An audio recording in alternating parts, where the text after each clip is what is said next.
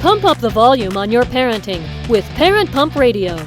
Tune into something different that makes a difference. At Parent Pump Radio, instead of a ripple, we choose to create a splash. Get energized, get inspired, and get informed with how to parent in the new millennium. With your host and parent coach super guide, Jacqueline T.D. Wynn. Hi, welcome to Parent Pump Radio. Our show is all about dynamic family leadership, financial freedom, and leaving a profound legacy for our children. If you're wondering what's going on with the real estate market, just the market in general, if you're worried about your retirement fund and if you're able to pay the college fee for your children, well, hang on to your money. Things are going to get better. But real estate is always the way to go. This is one thing that we can help you earn extra $10,000 a month in less than 10 years by investing in real estate. We teach parents how to create a safe, personalized real estate portfolio, generating at least $10,000 a month, involve the children in creating wealth. Now, of course, you can invest alone, but when the family's involved, you empower your kids to become financially literate and able to manage their own life. When you have a family business, you and your kids now always have something to talk about. So wealth building brings the family together. Kids, teens, parents, it's the new family sport. We find, renovate, manage for you, so that you can build knowledge and wealth. Schedule your Is Real Estate Right for Me educational call today. Go to my website at integrativeminds.com. And there you can also find my 3 books to order: True Legacy Wealth, Creating Generational Wealth Through Real Estate Investing, and Real Estate Investing for Women. Our show is available on iTunes, Google Play, Stitcher, YouTube, and syndicated on rethinkradio.org, oneideaway.com, and Armed Radio. Our guest today is the co-founder of the Future Money Trends Letter.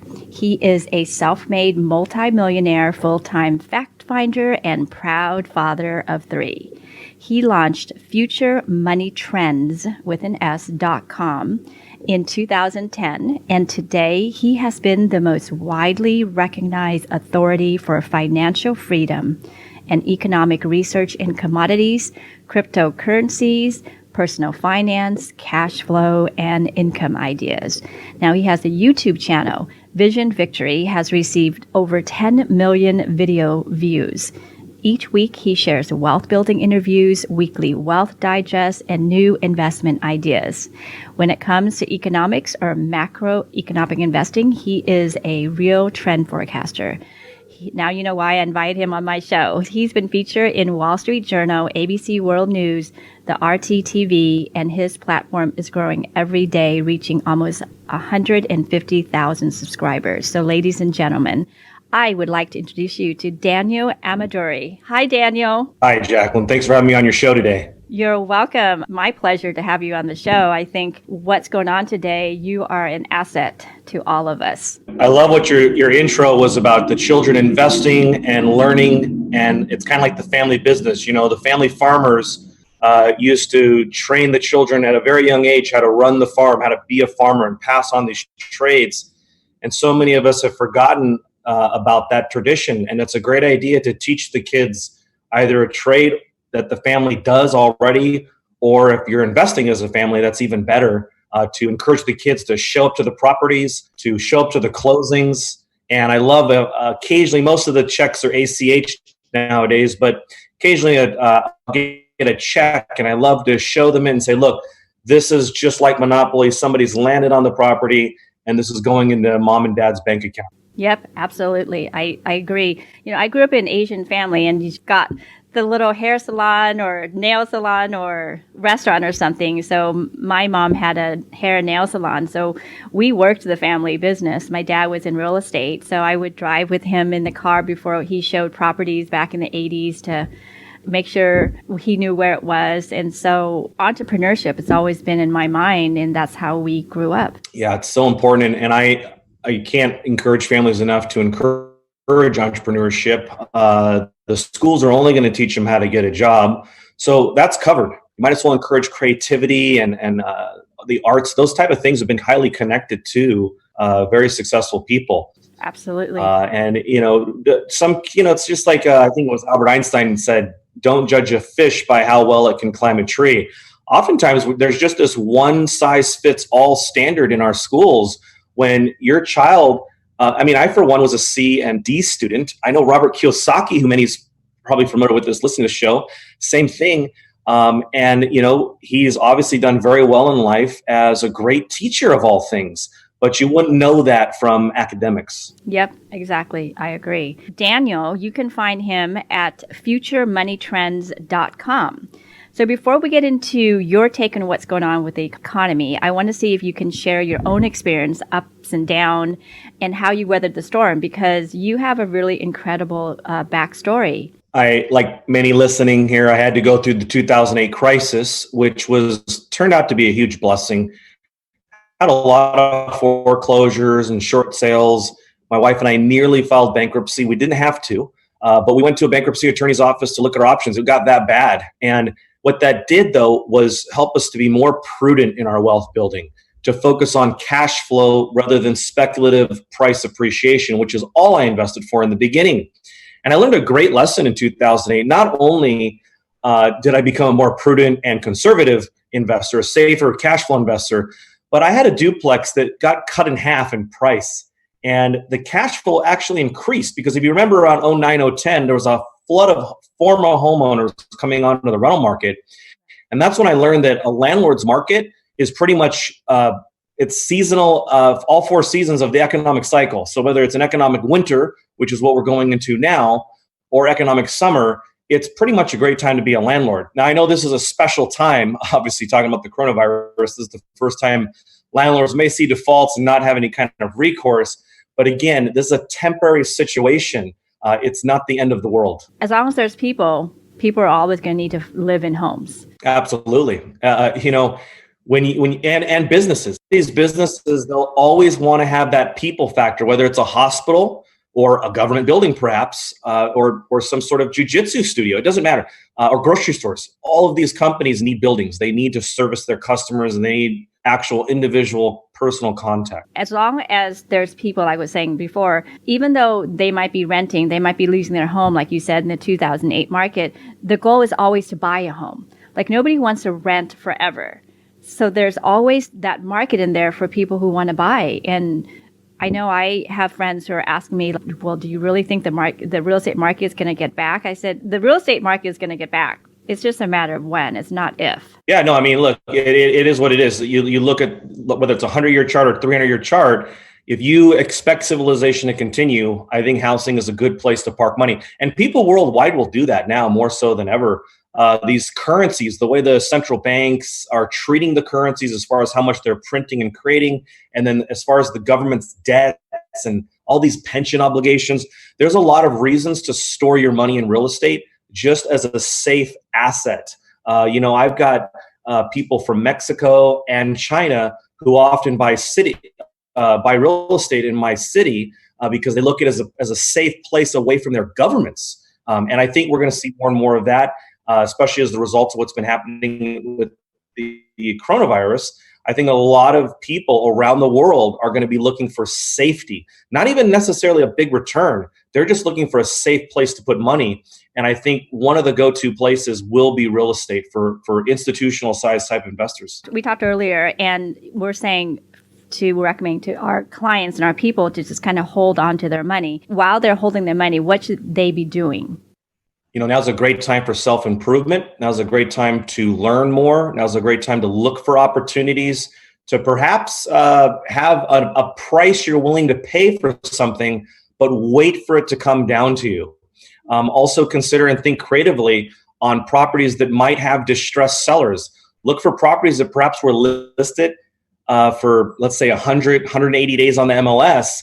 Well, it's easy to do the math. These things are not going to sell in the next month or two. So it's only going to add more distress to the seller potentially. Meanwhile, you have the lowest rates possible.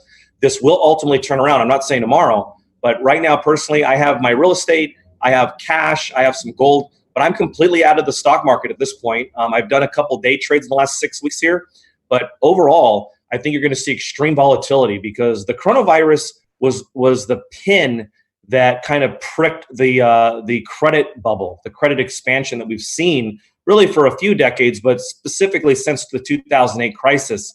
And now that's going to kind of unwind. So I don't think there's any kind of rush to get into the markets.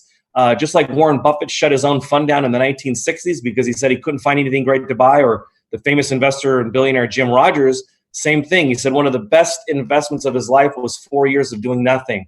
And that's one of those times right now. Don't try to chase it up or short it down.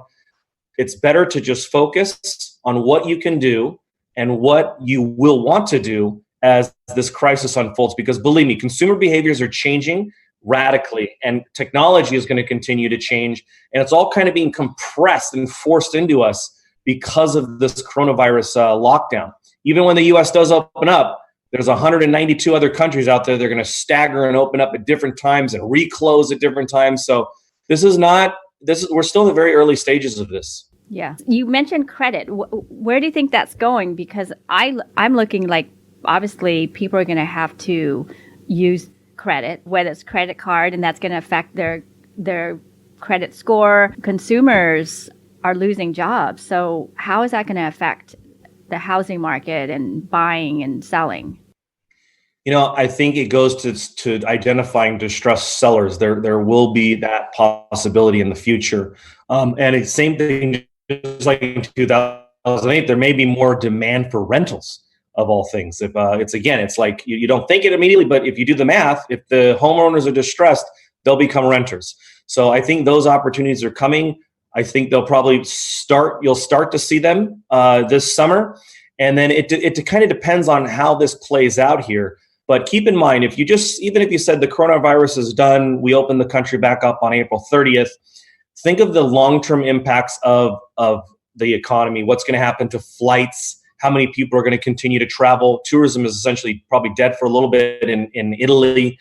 How many companies won't be doing conferences or won't even try to set them up in 2021, a fear of spending all this money to set up and then have to cancel it when there's the next, coronavirus, peak again in maybe perhaps the end of the year, early 2021.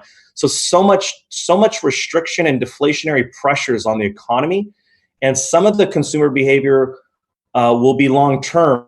Like they'll be saving money for a while. They did this after the Depression. They did this for a few years after 2008.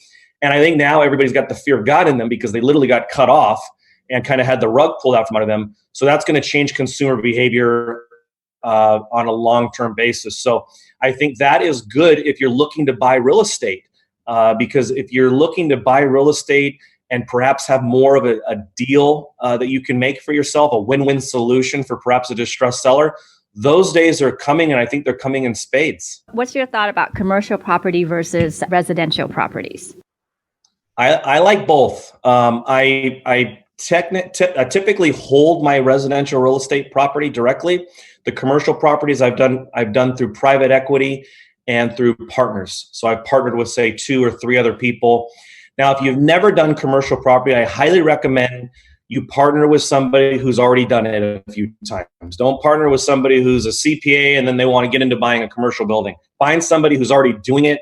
You're going to want to surround yourself with the right people, because ultimately all these things, whether you have one single family home or you have 27 unit apartment building, it's going to be the managers and the people who are structuring the deal and managing the deal that's going to make all the difference. You can have a great property but horrible management team, and it won't be a very good yielding property for you. So on the single families, if you're just getting started, or if that's what you prefer, I would just focus on treating them like the Marriott treats its customers. Like a Hyatt. You want to be that Marriott and Hyatt type customer service to your tenants. A lot of people forget that. They're just trying to, keep every penny. But remember, if you can have tenants for 5-10 years, raise their rent consistently, but you've got to deliver for them as well. And that's one thing I always tell people. If you're buying single families, treat them like a business. And if you're buying commercial property, so you don't get yourself hurt, I always recommend partner with somebody who's on their second or third go around. Yeah. And if you want to start small, you can always do syndication and get your feet wet that way. Absolutely. Nothing like finding these wholesalers or bird dogs, and they'll just bring you the leads. Or like what I used to do in Texas, I used to tell the realtors, hey, any property with a foundation problem, give me a call. And I'll be the first guy to put an offer on it. So, the nice thing about single families, you said single family versus commercial. Single families, if you can find a little niche for yourself, I mean, you can kind of be that guy for that city or gal for that city. Commercial properties, obviously, you're dealing with a lot of private equity, and even hedge funds are involved in that now. With what's going on when we get back, there might be some good owner financing. I have done nothing but owner finance deals for the last 11 years, since 2009. And I've found a lot of success. I mean, now I'm on the other side. I'm selling them as seller finance deals as well. But I like seller finance deals because it is more free market. You are negotiating rate, term, balloon payment, down payments, and where you'll find seller finance deals, for the most part, the duplex and up, it's not hard to find them. 5-plex and up, it's very easy to find them. Land, I don't suggest, but you can find it. On the single families, what you're looking for is you're looking for problems that that banks don't want to deal with. So that's just to give you an example. That's what I was doing in Texas. Banks don't want to loan money on anything with a foundation problem. So, and also a lot of investors were scared of the problem, even though it's only like a $3,000 to $5,000 problem. You could reach out to the owner and say, look, how much money bottom line do you want out of this deal? And if you could make the numbers work, you could simply take over mortgage payments, put your name on title, and perhaps you only keep their mortgage for 2 years. Maybe you're even trying to get it done sooner where you can flip out of it or refinance out of it. But that is where you can create your own seller financed opportunities from distressed sellers who can't sell because something's wrong with their property. That's some savvy ways in case your credit score is going down, or maybe you don't have as much money anymore for a down payment. You can maybe even do a lease for option to buy, I was thinking too. Absolutely. It's a great way to control a property, and seasoned investors can help you negotiate those deals too, especially if you're working with a company like your show. There are seller finance deals out there. A lot of people think they're not, but man, they're everywhere if you just start looking. Yeah. And so I think that's one thing that you were saying right now. Keep your money, work on self-development, study, listen, read, watch, find all these opportunities, because there's going to be a lot of opportunities for everyone. Yeah, and if you can cash up right now, cash will give you the courage and the confidence to seize those opportunities. Would you suggest cashing out of the stocks, all of the market stuff, because everything's gone down, so you've lost tons of money? Or do you think if you have money in the market, you just leave it there for now? I think we're seeing a bear market rally. There's very light volume on this move. It's radical. That's very typical of a bear market rally. We haven't seen anything like this since the 30s or 2008. That's, again, typical of bear markets. But I would just consider this, I cashed out completely in late January based off of what was happening in the Chinese cities. Now, if you didn't sell and you had it at 28,000, now it's at 23,000 as we do this interview, as far as the Dow Jones, you're like, well, I don't want to lock in that loss. I would consider this, really reflect on the changes that will be happening in the next year. Think about any business.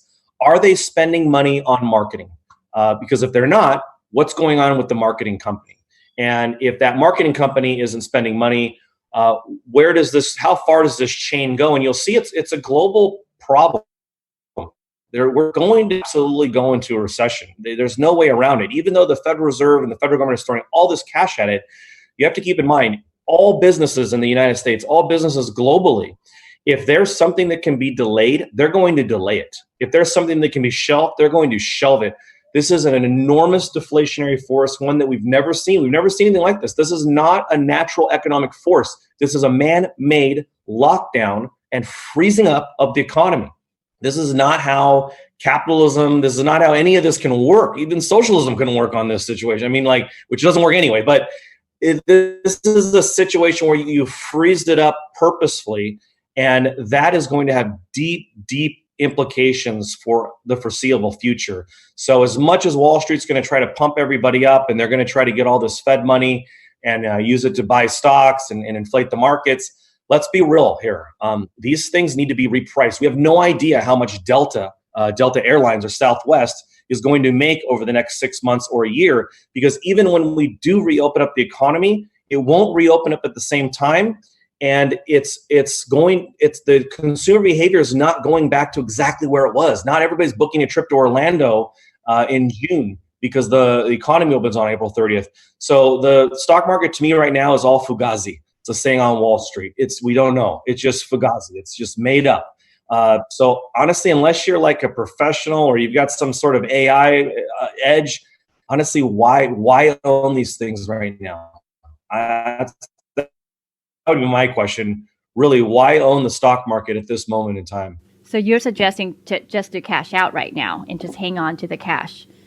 I am personally, but I also have the belief that the markets will go down. I could be wrong. I have hedged that belief with a sizable position in gold, because if I am wrong, and I'm not buying the gold for I think because the economy is going to blow up.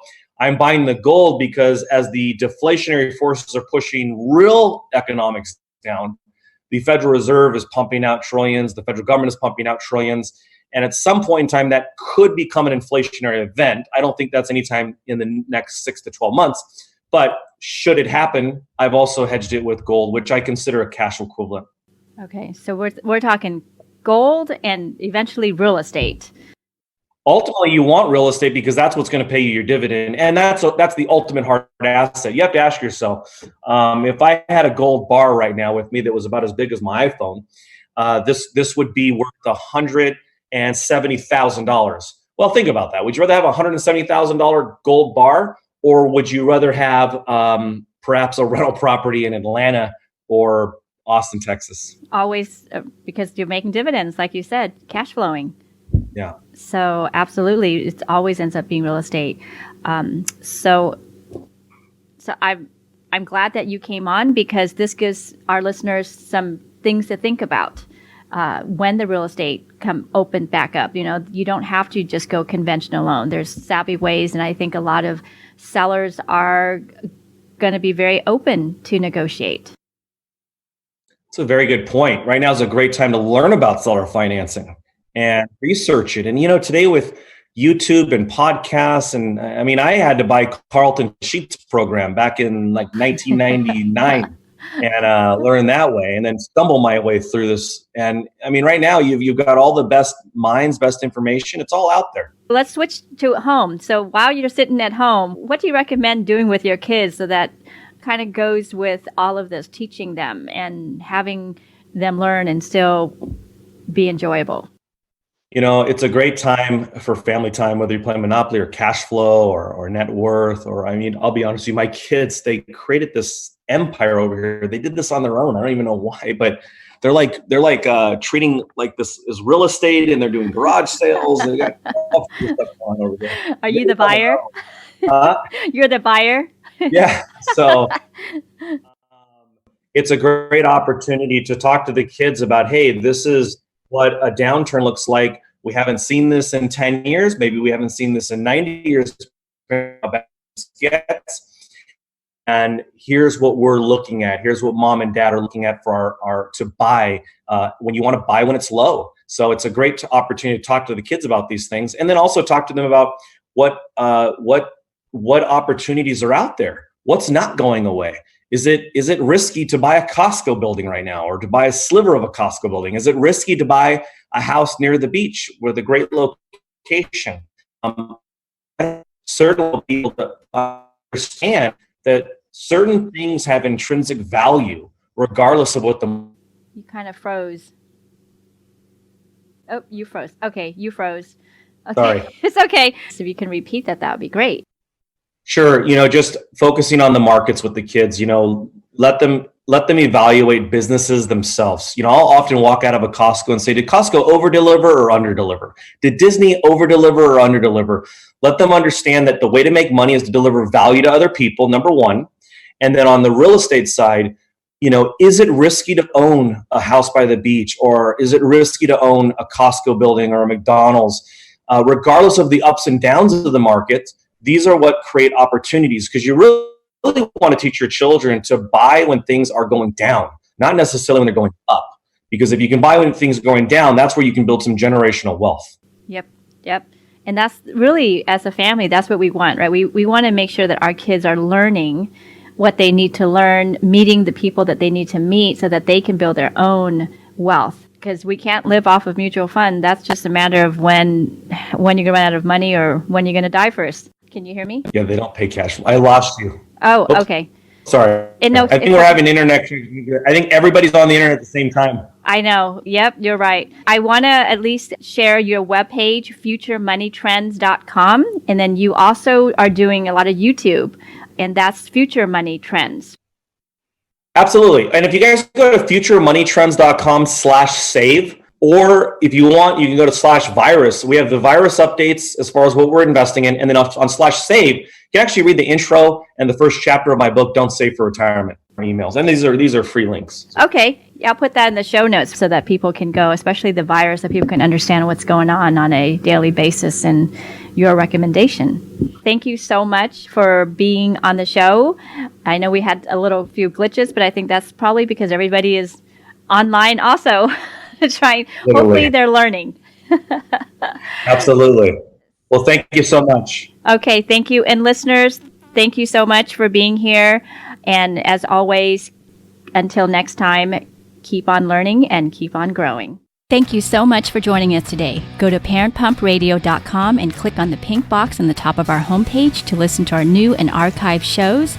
To be instantly notified of new episodes, subscribe to our RSS feed. The RSS feed button is located at the top of the page where all our shows are featured. And after listening to the show, go to parentpumpradio.com or our Facebook page to leave your comments, questions, and topic suggestions. And until next time, have a wonderful week.